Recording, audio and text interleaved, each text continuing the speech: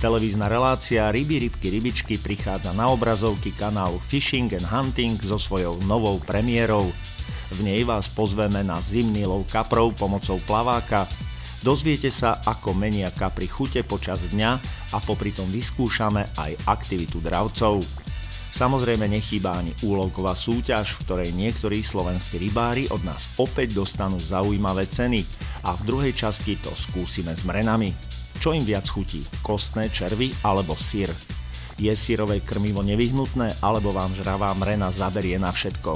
Na tieto otázky vám odpovie samotná reportáž.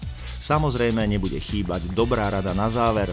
Sledujte televíznu reláciu Ryby, rybky, rybičky na kanáli Fishing and Hunting už v piatok o 17:30.